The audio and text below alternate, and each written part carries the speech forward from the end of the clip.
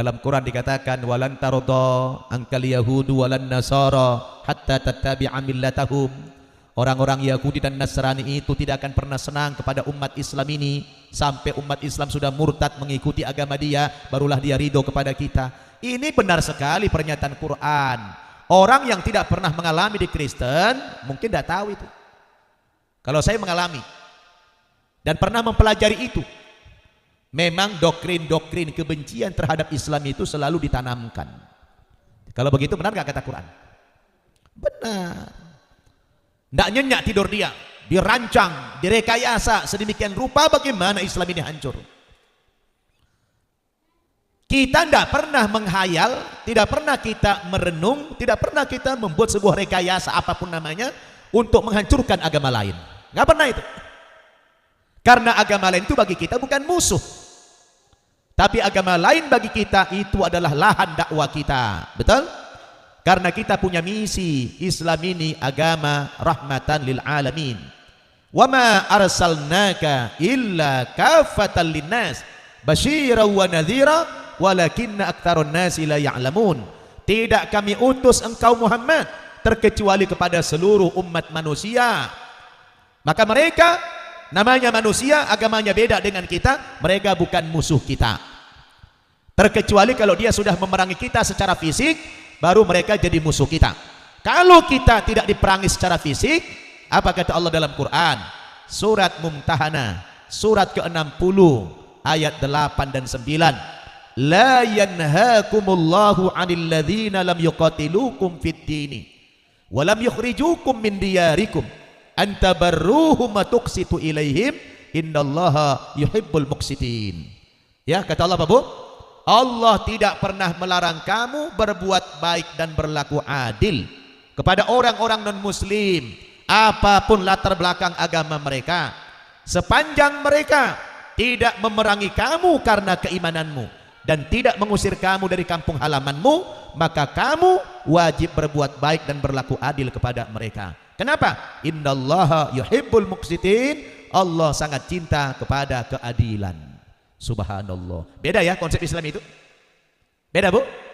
Beda banget. Konsep Islam itu adalah konsep yang ramah lingkungan. Tidak benar kalau ada mengatakan Islam itu teroris, Islam itu radikal. Itu orang yang tidak ngerti konsep Islam. Betul? Islam itu agama yang damai. Kita tidak pernah menjadikan orang non-muslim sebagai lawan kita, sebagai musuh kita. Terkecuali dia memerangi kita secara fisik. Rasul sudah contohkan itu.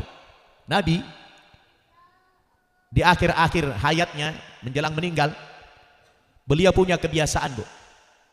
Setiap habis subuh itu Nabi minta roti khubz kepada istrinya Aisyah radhiyallahu anha. Dikasih ke siapa ini ya Rasulullah? Kata dia, saya mau kasih, saya di pasar sana ada orang Yahudi buta mengemis. Setiap pagi Nabi antar roti kepada Yahudi yang buta yang selalu nongkrong di pasar, magang di pasar. Anehnya setiap Nabi memberi roti, memberi bukan cuma diberi, itu si Yahudi disuapin sama Nabi dengan kelembutan. Namun setiap kali dia suapin Nabi, si Yahudi yang buta ini selalu menghina Nabi, mengatakan Muhammad itu gila, Muhammad itu gila. Nggak taunya yang nyuapin itu adalah Nabi kita Muhammad sallallahu alaihi wasallam. Marahkah Nabi? Tidak. Berhentikah Nabi memberikan sedekah kepada orang Yahudi yang buta itu? Tidak. Sampai meninggal dunia, si Yahudi ini disuapin Nabi terus. Subhanallah, setiap pagi. Begitu Rasul meninggal, datanglah Abu Bakar Siddiq radhiyallahu anhu, mertuanya datang kepada putrinya, istri Nabi, namanya siapa? Siapa putrinya Abu Bakar? Siapa? Putrinya Abu Bakar siapa? Aisyah radhiyallahu anha. Itu siapanya Nabi? Istrinya Nabi. Datang Abu Bakar kepada putrinya. Ya ibnati, wahai putriku. Ayah mau tanya, kira-kira amalan yang baik apalagi yang sudah dilakukan Nabi tapi belum ayah lakukan, Nak? Dia jujur bertanya kepada anaknya. Apalagi amalan Rasul yang belum ayah lakukan, Nak? Oh ayah, kata Aisyah radhiyallahu anha, ada kebiasaan Nabi menjelang meninggal itu, setiap pagi Rasul pergi ke pasar memberi roti kepada orang Yahudi yang buta katanya. Itu yang dilakukan Nabi sampai detik-detik Nabi meninggal dunia. Oh iya, di pasar di mana? Pergi aja lah ayah ke sana ke pasar. Cari di situ ada orang Yahudi nongkrong, ada tongkrongannya di pasar itu orang buta. Pergilah itu Abu Bakar, dia minta roti kepada Aisyah, pergi ke sana. Ketemu Yahudi yang buta sedang nongkrong di pasar. Itu ketemu itu roti dikasih sama Yahudi disuapin. Ditanya, kamu siapa? Kata Abu Bakar, ya saya yang biasa nyuapin. Ah tidak. Bukan kamu nggak begini caranya, beda. Saya tahu kamu bukan yang biasa nyuapin saya. Tahu dia, beda cara Abu Bakar menyuapin yang buta ini dengan Rasul. Jadi Abu Bakar mau menyamar seakan-akan dialah Rasul itu. Tapi dia tahu, bukan kamu yang biasa nyuapin saya. Yang biasa itu lembut katanya. Kata Abu Bakar, yang biasa nyuapin kamu itu kemarin sudah meninggal dunia. Sudah meninggal? Iya. Ngomong-ngomong siapa sih nama orang itu? Dia nggak pernah kasih tahu namanya sama saya. Dia bilang, itu yang sudah meninggal yang biasa nyuapin kamu itu namanya Muhammad. Muhammad yang mana? Muhammad Rasulullah. Yang biasa saya ejek? Iya. Langsung si Yahudi ketika itu menjerit, lalu dia minta masuk Islam di hadapan Abu Bakar Siddiq radhiyallahu anhu. Ini subhanallah, justru Yahudi yang buta ini masuk agama Islam bukan di hadapan Nabi, karena Nabi tidak pernah mengaku kalau dia adalah Nabi Muhammad. Tapi si Yahudi ini mengejek Nabi Muhammad, orang gila. Tapi Nabi tidak pernah menyebut bahwa dia adalah Muhammad. Sampai Nabi meninggal dunia dengan kelembutannya, ya, dia rasakan si Yahudi tadi, dia merasa senang disuapin sama Nabi itu, tapi dia tidak tahu kalau itu Nabi kita Muhammad sallallahu alaihi wasallam. Ketika posisi itu digantikan oleh Abu Bakar Siddiq radhiyallahu anhu, itu ada perasaan yang beda cara Abu Bakar menyuapinya. Lalu ditanya, itu siapa? Itu adalah Nabi Muhammad. Langsung saat itu si Yahudi ini masuk agama Islam. Ini adalah akhlak Rasul yang luar biasa. Betul Bu? Itulah Islam. Nabi memang tidak kurang dari 17 kali perang fisik. Tidak kurang dari 17 kali Nabi angkat senjata perang. Kenapa? Karena itu sudah membahayakan fisik Nabi. Sudah membahayakan fisik Nabi. Kalau sudah membahayakan fisik Nabi, tidak ada pilihan yang lain. Kalau musuh sudah di depan, tidak ada pilihan lain bagi Nabi kecuali akan memimpin perang melawan kekuatan kufar Quraisy itu. Tapi kalau Nabi hanya diejek, dicaci, dihujat, dihina, tidak membahayakan fisiknya, Nabi tidak pernah membalas. Nabi selalu memaafkan orang itu. Nabi selalu lembut orangnya. Maka Allah tegaskan dalam Quran surat Ali Imran ayat 159, fabima rahmatin minallahi lintalahum walau kunta faddan ghalidul qalbi lan faddu min haulik. Dikarenakan rahmat dari Allah lah kepadamu Muhammad, sehingga engkau bisa berlemah lembut, kata Allah. Seandainya engkau bertutur kata yang kasar dan berhati yang keras, apa yang terjadi? Lan faddu min haulik, niscaya orang-orang yang kau dakwahi akan meninggalkan dakwahmu, kata Allah Subhanahu wa taala. Ini adalah kesantunan, sifat pemaaf Rasul yang luar biasa. Kira-kira kalau ibu-ibu begitu sanggup enggak? Hah? Ibu sedekah sama orang, habis ibu sedekah, ibu pula dikata-katain. Kira-kira besok ibu masih mau lagi kasih?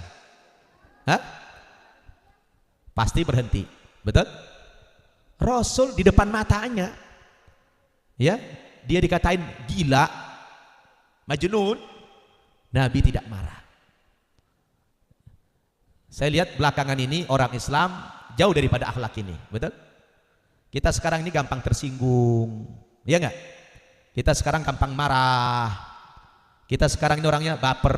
Betul Bu? Jauh kita daripada akhlak-akhlak yang seperti ini. Ya boleh jadi mungkin dari cara kita mempraktikkan Islam ini mungkin ada yang tidak pas, sehingga orang-orang kafir itu semakin leluasa memberikan stigma bahwa agama kita ini agama yang keras, agama yang radikal, agama teroris dan macam-macam.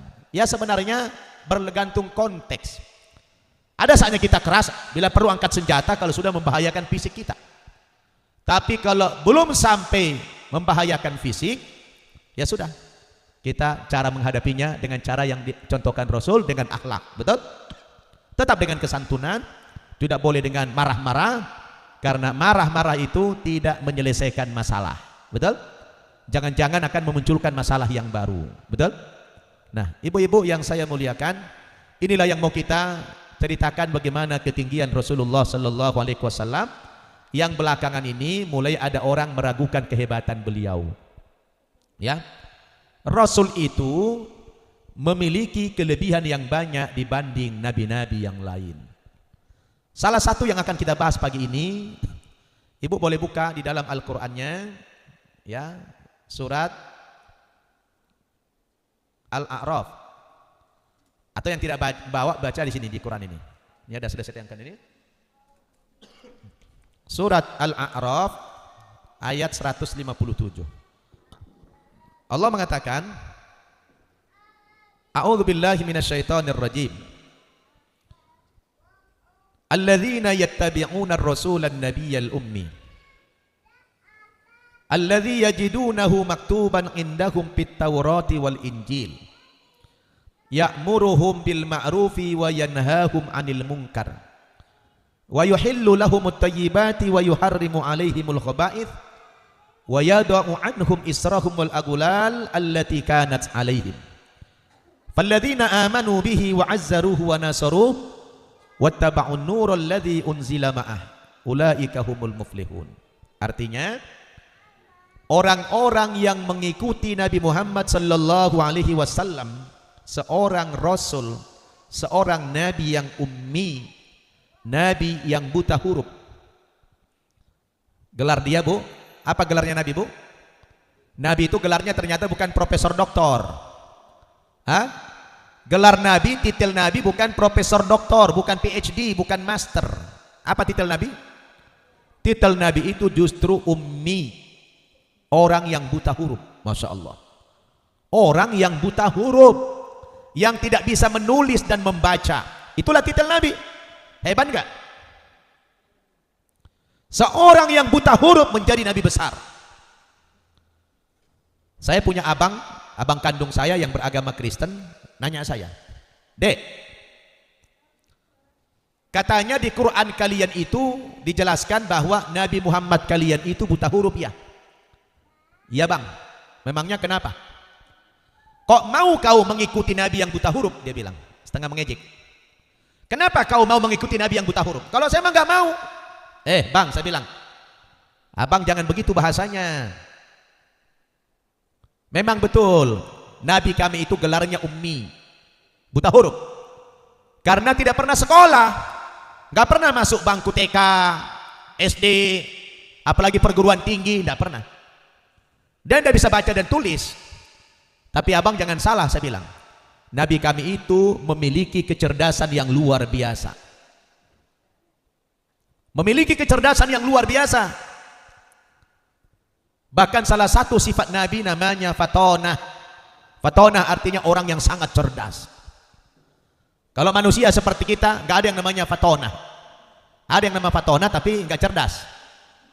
Nama doang fatonah. Paling kita namanya zaki, pintar, ya. Untuk sampai ke tingkat fatonah, fatonah ini adalah kalau orang ngomong itu bisa copy paste, itulah kecerdasan yang luar biasa. Saya ngomong ini, bisa enggak Ibu dari tadi saya ngomong Ibu rekam, langsung bisa Ibu visualisasikan lagi, bisa? Nggak mungkin. Kalau Nabi bisa. Itulah fatonah. Itulah orang yang memiliki kecerdasan yang luar biasa. Maka kalau Ibu nanti baca hadis, jangan bilang Nabi pelin-pelan. Kalau ada satu hadis, ada sahabat banyak yang bertanya kepada Nabi, pertanyaannya satu, tapi jawabannya beda-beda. Jangan katakan Nabi pelin-pelan. Ada sahabat bertanya, ayul amali afdal ya Rasulullah. Atau dalam hadis yang lain dikatakan, dullani amal yudakhiluni ilal jannah.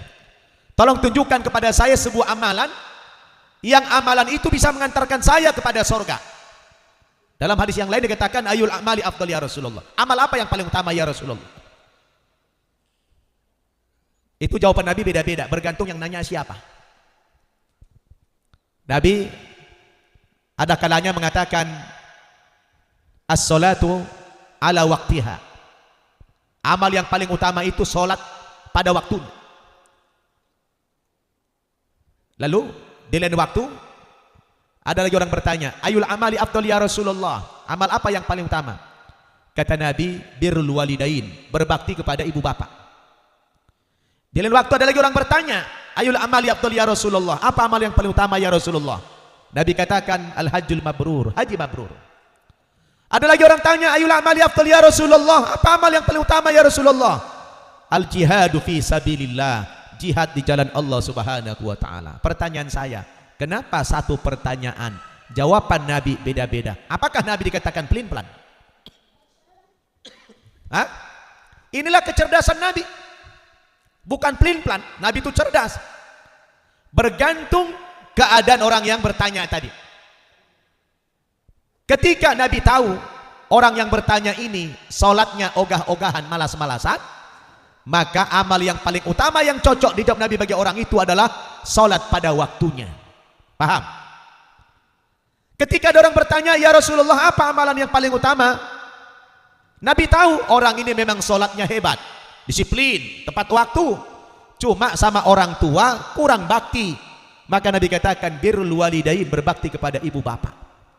Lalu yang tanya lagi, apa amal yang paling utama ya Rasulullah? Nabi katakan al-hajjul mabrur, karena orang ini sholatnya sudah mantap, berbakti sama orang tuanya luar biasa, cuma belum haji. Maka haji mabrur itu adalah amalan paling utama. Lalu orang tanya lagi, apa amal yang paling utama ya Rasulullah? Nabi bilang al-jihadu fi sabilillah. Dia memang orang yang tanya tadi, sholatnya hebat, disiplin, hajinya sudah, tapi orang ini lemah dalam jihad.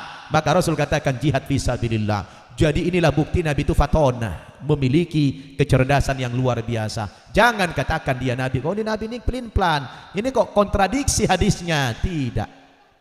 Paham ibu-ibu? Itu saking cerdasnya Nabi. Ketika saya jawab begitu sama abang saya bilang, kenapa Nabi itu buta huruf, tidak sekolah? Karena memang itu sudah diprogram sama Allah, Nabi itu harus buta huruf. Kenapa? Karena kelak Nabi Muhammad itu akan menerima wahyu Al-Quran dari Allah Subhanahu wa ta'ala. Sebab kalau Nabi Muhammad pandai menulis dan membaca, pasti orang kafir menuduh Al-Quran itu karangan Nabi Muhammad sallallahu alaihi wasallam. Dengan Nabi itu buta huruf, tidak bisa baca dan menulis, maka terbantahkanlah segala tuduhan orang kafir yang mengatakan Al-Quran karangan beliau. Tidak, itu bukan karangan. Tapi Al-Quran itu adalah wahyu Allah 100%. Tidak ada perkataan Nabi Muhammad dalam Quran, apalagi perkataan manusia tidak ada, dijamin.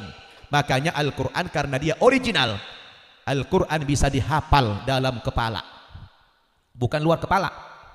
Kalau luar kepala berarti kosong dong, ya kan? Inilah bahasa Indonesia nggak benar nih. Dia hafal luar kepala katanya. Ya luar kepala ya kosong lah. Ini bahasa Indonesia nggak benar nih. Ya Bu, masa hafal luar kepala katanya? Nah, mestinya hafal dalam kepala, benar nggak? Yang benar yang mana nih? Yang dalam atau luar? Mestinya yang dalam kepala. Coba Al-Quran yang sehebat, yang sebanyak itu 6.216 ayat. Menurut riwayat Ibnu Abbas jumlah Quran berapa? 6.216 ayat. Jangan 6.666 ayat, Bu, itu angka Yahudi itu. Ya, itu Yahudi yang punya kerjaan itu. Jadi bukan 666. Itu bintang David berapa? Berapa sisi bintang David? Hah? 6. Itu kan logonya Yahudi, 6 itu. Jadi jangan percaya 6666 itu, jangan, itu Yahudi punya itu. Jadi Quran itu berapa? 6.216 ayat. Itu ayat. Dalam satu ayat berapa kosakata? Masya Allah, banyak. Sekarang ibu saya tanya, coba ibu mengarang. Ibu mengarang, ya, ibu yang ngarang, ibu yang nulis kalimat yang berbeda, ya, sejumlah 6.000 kosakata saja, bukan ayatnya. Ibu saya kasih tugas menghafalkan 6.000 kosakata yang berbeda. Yang mana 6.000 kosakata ini, ya, dari karangan ibu sendiri dan ibu yang nulis. Tolong dihafal dalam waktu 1 tahun. Kira-kira sanggup enggak? Bisa enggak? Mustahil ada orang bisa menghafal tulisannya sendiri, karangannya sendiri. Quran bukan tulisan kita. Al-Quran bukan bahasa kita. Tapi kenapa Al-Quran bisa dihafal kurang dari 1 tahun? Bukan bahasa ibu kita. Tanya penghafal Quran, tanya itu si anak kecil, siapa yang viral belakangan ini? Siapa? Dulu ada Kamil Ahmad. Kamil Ahmad itu umurnya 10 tahun, menghafalkan Quran 30 juz hanya 8 bulan. Dia bukan cuma hafal, dia sampai tahu kalau dibaca ayat ini adanya di ayat apa, di surat apa, juz keberapa, tahu. Kemudian setelah dibaca, coba mundur 5 lembar setelah itu, dia langsung tahu. Maju 10 lembar setelah itu, langsung dia tahu. Umur 10 tahun. Dihafalnya Quran bukan cuma hafal jalan, sampai mundur pun dia bisa hafal. Kalau orang menghafal Bu dari Al-Fatihah ke An-Nas itu wajar, umum. Tapi yang hebat ini kalau dia menghafal dari An-Nas ke Al-Fatihah, mundur. Ibu hafal nggak Yasin? Oke, taruhlah ibu hafal. Saya yakin ibu hafal, tapi hafalnya hafal maju. Benar? Coba ibu hafal mundur. Ibu hafal mundur, bisa? Nggak bisa lagi. Tapi kalau Kamil Ahmad, dia bukan cuma maju bisa, mundur pun dia bisa. Itulah hebatnya. Ya. Bukan tulisan dia, bukan karangan dia, bukan bahasa dia, tapi Quran bisa dihafal dalam kepala. Masya Allah. Inilah bukti Al-Quran wahyu Allah subhanahu wa ta'ala. Yakin ibu-ibu? Saya dulu 3 tahun jadi penginjil. Tahu penginjil? Apa penginjil? Penginjil itu semacam da'i, ya, mubaligh, ya, da'inya Kristen. Saya 3 tahun jadi penginjil dulu, ya. Itu tidak bisa kita hafal Injil itu.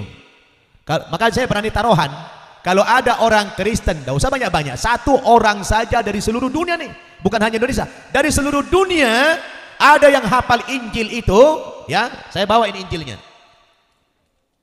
Nah, nih Bu, kalau ada orang Kristen hafal ini, seluruh dunia 1 orang saja, taruhannya apa? Bukan uang, taruhannya potong leher saya. Potong leher saya, sembelih saya kalau ada orang Kristen yang hafal ini. Tapi kalian orang Kristen jangan coba-coba nantang orang Islam dengan perkataan, kalau ada orang Islam yang hafal Quran, potong leher saya. Benar-benar kita sembelih leher dia itu. Kenapa? Karena jutaan orang Islam yang hafal Quran. Betul? Paus pimpinan tertinggi Katolik tidak bisa hafal ini, apalagi teri. Bu, apalagi teri. Paus saja tidak hafal, apalagi teri, ya kan? Paus ini kan yang paling gede, yang paling kecil teri, ya apalagi yang kecil-kecil. Nggak mungkin yang pausnya aja tidak hafal, apalagi yang terinya. Ibu pernah nonton Nazah? Pernah nonton Nazah? Nazah itu anak kecil yang lumpuh otaknya. Subhanallah. Bahkan Nazah sudah gitu, lumpuh otaknya kan? Lumpuh otaknya Nazah, kok bisa hafal Quran? Jadi tidak terlalu memerlukan kecerdasan intelektual, Bu. Tidak perlu harus volume otak kita 80, 90, tidak perlu. Di bawah itu 50 pun 50, atau di bawah itu lagi. Nazah berapa kira-kira volume otaknya, Bu? Berapa volume otaknya Nazah itu? Oh, jauh sekali, mungkin 20 kalau kita pergi ke tes apa namanya itu? Psikotes. Kalau kita tes psikotes, tes IQ, yang paling tinggi manusia di dunia berapa? 100 berapa? Habibie berapa itu? Tes IQ-nya. Habibie sekitar 150. Terus siapa yang penemu fisika itu? Ya, siapa?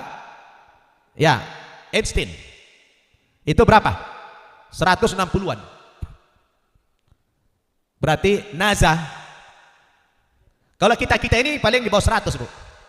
Ya, kita kalau tes IQ, kita ini di bawah 100, ya Bu ya. Ya, paling 80, 90 kita ya.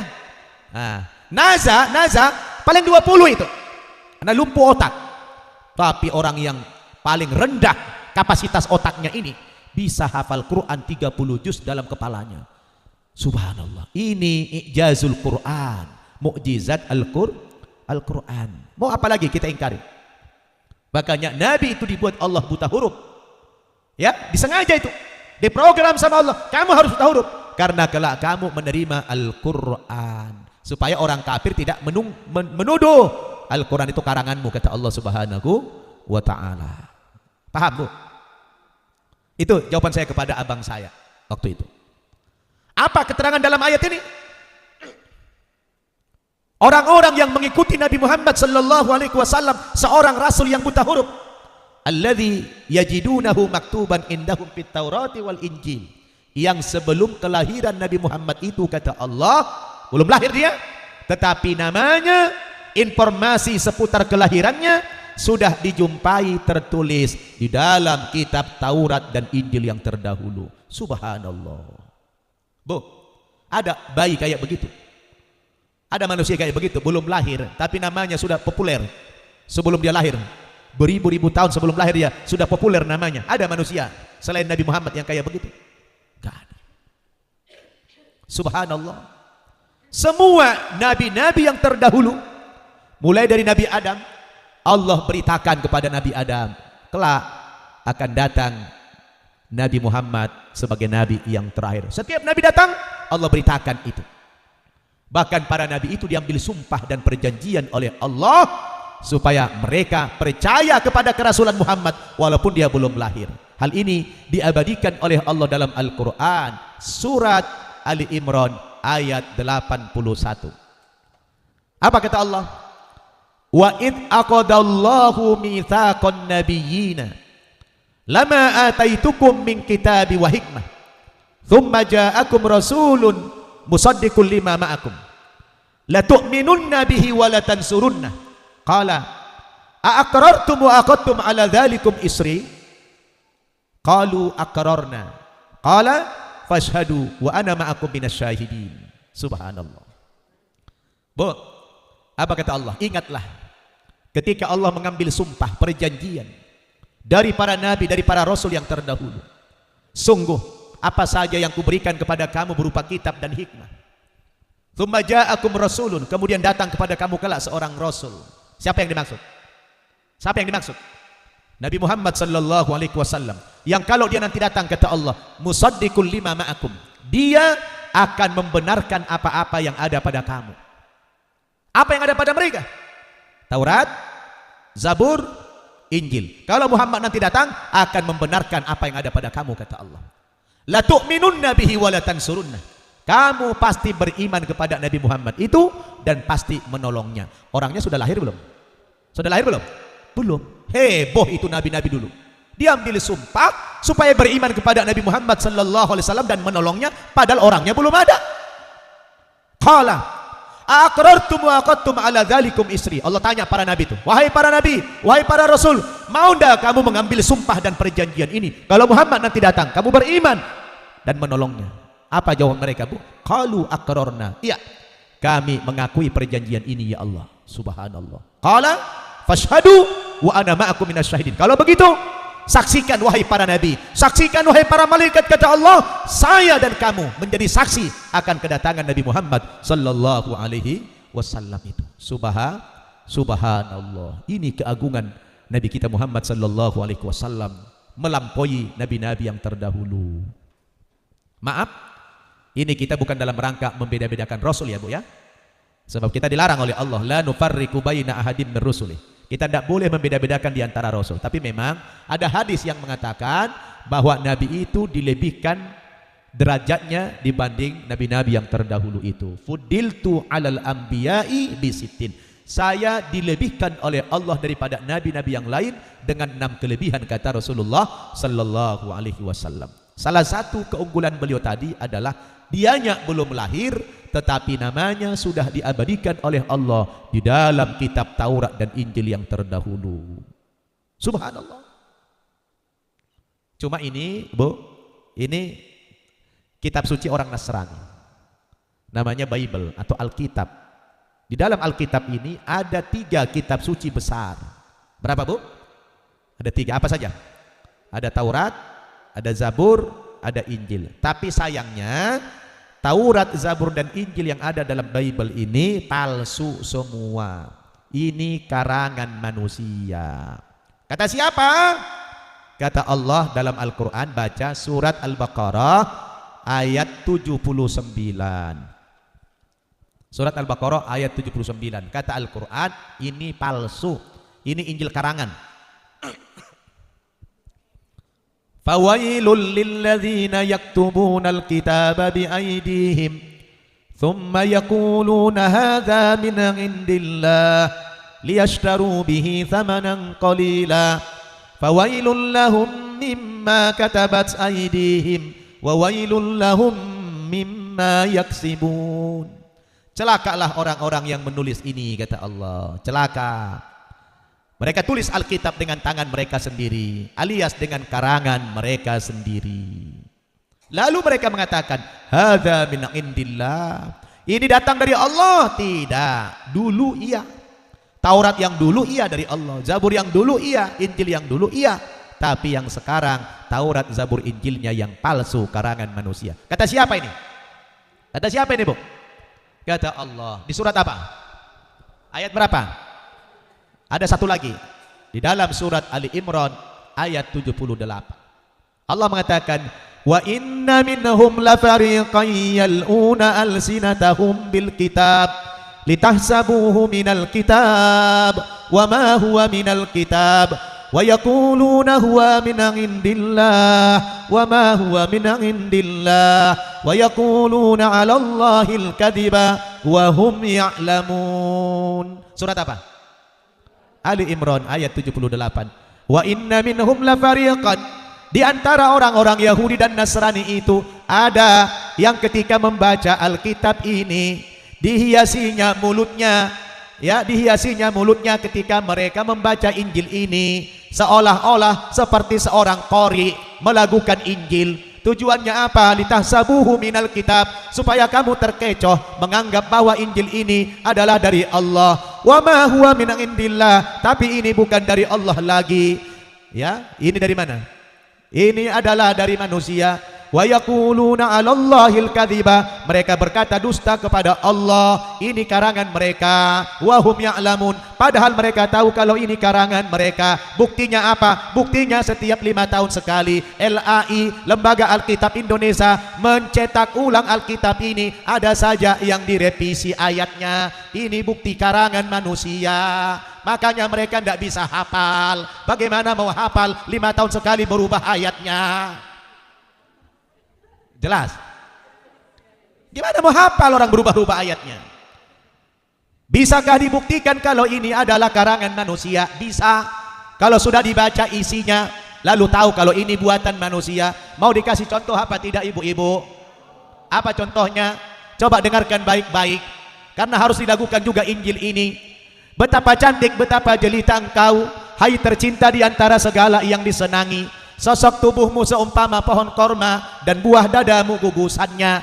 Kataku, aku ingin memanjat pohon korma itu dan memegang gugusan-gugusannya. Kiranya buah dadamu seperti gugusan anggur dan napas hidungmu seperti buah apel. Kata-katamu manis bagaikan anggur. Kalau begini, wahyu apa tidak, ibu-ibu? Isinya porno apa tidak? Dulu saya tanya guru saya, Pak Guru, kenapa kitab suci, kitab porno sampai bicara buah dada terlalu vulgar? Apa dia bilang? Biarin saja nababan, supaya beda mana buah dada, mana buah rambutan, katanya. Inilah bukti. Di mana ayat itu? Terdapat di kitab Kidung Agung pasal 7. Ibu-ibu saya tanya, kalau begitu model ayatnya, apa benar itu wahyu dari Tuhan? Maka betullah kata Allah, Al-Quran tidak memfitnah. Al-Quran itu benar mengatakan bahwa ini adalah karangan manusia. Karena ini sudah karangan manusia, maka sudah barang tentu alladzi yajidunahu maktuban indahum fit Taurati wal Injil, yang katanya nama Muhammad sudah terdapat di dalam Taurat, Injil dan Zabur, itu hilang namanya. Tidak ada lagi nama itu dalam Injil. Kenapa? Karena yang ini adalah karangan manusia. Tetapi mereka walaupun sudah mencoba menghilangkan nama Muhammad itu dalam Injil mereka, namun karena ini karangan, mereka banyak menyadur juga dari Injil-Injil yang dulu yang asli, disadur beberapa ayat begitu. Sinyalemen isyarat-isyarat akan lahirnya Nabi Muhammad itu ada dijumpai di dalam Injil yang palsu ini. Ada. Di mana ayatnya? Contoh. Bisa dibuka di dalam kitab Perjanjian Lama, kitab Ulangan pasal 18 ayat 17 sampai 19. Tuhan berkata kepada Moses, kepada Musa, "Hai Musa, aku akan membangkitkan seorang nabi sesudah engkau yang ciri-ciri Nabi itu sama seperti engkau, yang aku taruh firmanku di dalam mulutnya. Sebelum saya jelaskan, saya mau tanya, ini pengajian kita sampai jam berapa, Bu? Sampai jam 11. Pas? Alhamdulillah kalau pas. Kalau pas alhamdulillah, saya memang pengen buru-buru. Nanti kalau tidak selesai bersambung tahun depan. Ya. Tahun depan kita sambung, Ibu. Karena tahun depan berapa hari lagi? Nah, 2 minggu sudah tahun depan, ya kan? Ibu membayangkan tahun depan itu kapan ya? Setahun lagi. Baik. Apa kata Tuhan di sini? Hai Musa, aku akan membangkitkan seorang nabi sesudah engkau, yang ciri-ciri nabi itu sama seperti engkau, yang aku taruh firmanku dalam mulutnya. Ini ramalan. Sesudah Musa nanti akan datang nabi yang punya sifat dan ciri seperti Musa, yang ditaruh firman dalam mulutnya. Kira-kira siapa ini, Bu? Siapa yang diramalkan ini akan datang? Dari mana taunya itu Nabi Muhammad? Ada 2 alasan nanti. Yang pertama, banyak persamaan antara Nabi Muhammad dengan Nabi Musa. Yang kedua, aku taruh firmanku dalam mulutnya. Nabi Muhammad itu ditaruh firman dalam mulutnya, artinya dia tidak bicara dengan hawa nafsunya. Tapi sebelum saya bahas ini, untuk mempertegas bahwa ayat ini ditujukan kepada Nabi Muhammad SAW, ada ayat pendukung dalam perjanjian lama, yaitu kitab Ulangan pasal 34-10, dikatakan apa? Nabi yang seperti Musa ciri-cirinya, yang dikenal berhadapan muka dengan Tuhan, tidak ada lagi nabi yang bangkit di antara orang Israel. Dulu waktu saya Kristen, pendeta mengajarkan bahwa kitab Ulangan pasal 18 ayat 17 sampai 19 itu ramalan akan datangnya Mesias. Mesias itu adalah Yesus. Tapi saya katakan itu tidak tepat. Kenapa? Alasannya 2. Yang pertama, yang akan datang sesudah Musa itu kan yang diramalkan akan datangnya seorang nabi, betul. Sedangkan Yesus bukan nabi dalam agama Kristen, tapi Tuhan. Jadi tidak cocok itu ramalan kepada Yesus. Yesus dalam agama dia Tuhan, bukan nabi. Yang kedua, di dalam ayat ini dikatakan nabi yang seperti Musa dikenal berhadapan muka dengan Tuhan. Tidak ada lagi yang bangkit di antara orang Israel. Yesus orang mana? Orang Israel. Alhamdulillah saya sudah 2 kali pergi ke sana. Sudah saya pergi ke tempat kelahiran Yesus di Bethlehem. Bahkan saya sudah naik ke bukit Golgota, tempat Yesus disalib. Itu tidak benar. Ramalan itu salah kalau kepada Yesus. Yang benar itu kepada Nabi Muhammad. Buktinya mana? Tidak ada lagi nabi yang bangkit sesudah Musa di antara orang Israel. Berarti bukan dari bangsa Israel nabi yang akan datang itu, dari bangsa lain. Kira-kira siapa ini? Nabi kita Muhammad. Nabi Muhammad keturunan mana? Bangsa Arab, bukan Israel. Betul? Ini ayat. Ini saya kutip dari sini, Bu. Ini copy paste aja, copy paste. Enggak ditambah, enggak dikurangi. Ada di sini dalilnya itu. Maka kalau saya dialog sama orang Kristen, saya tanya, kenapa Anda tidak percaya kepada kerasulan Nabi Muhammad? Bukankah di dalam Alkitab kalian sudah banyak ramalan-ramalan akan kedatangan Nabi Muhammad itu? Oh, dia enggak percaya. Begitu saya tunjukkan ayatnya, saya tafsirkan. Kaget dia. Adung do HP katanya. Tahu adung do HP? Hah? Wah, adanya pula di dalam Alkitab itu gitu. Itu bahasa Batak itu. Ya? Adung do HP katanya. Adanya pula katanya kan? Masya Allah. Makanya saya alhamdulillah kalau dialog sama orang Kristen gak lama-lama itu. Sekali 2 kali pertemuan sudah gugur imannya, minta masuk Islam. Bulan ini aja saya mengislamkan 14 orang. Bulan ini aja. Ibu nanti silakan tonton di YouTube. Saya naikkan sebelum YouTube itu. Buka YouTube An-Naba TV. Double N, An-Naba TV. Itu adalah berita-berita pengislaman. 1 bulan ini saja saya mengislamkan 14 orang. Ya, kita hanya dengan dialog-dialog ringan saja. Dialog-dialog ringan saja. Kita mudah mengajak orang kepada Islam dengan ini. Justru pengalaman dakwah saya, Bu, yang sulit mengislamkan orang Islam. Bu, yang susah mengislamkan orang Islam. Ada orang Islam sebelum mendengarkan pidato saya, Bu, dia tidak sholat. Begitu mendengarkan pidato saya, tidak sholat juga dia. Ini artinya susahnya mengislamkan orang Islam. Tapi kalau kita dakwah kepada orang Kristen, Masya Allah. Makanya saya kemana-mana, Bu, selalu bawa ini saya. Kemana-mana saya bawa ini. Orang nanya saya, Ustadz, kenapa yang dibawa Injil kok bukan Quran? Saya bilang kalau Quran saya hafal. Tapi kalau Injil saya nggak bisa hafal. Kenapa? Nggak bisa dihafal ini. Saya kalau baca Quran tidak perlu lihat itu Quran. Tapi kalau saya ini harus lihat, dah hafal saya. Kenapa? Karena ini palsu karangan manusia. Ini hebatnya Quran itu. Jadi ini ramalan kepada siapa? Datangnya kepada Nabi Muhammad. Nih lihat.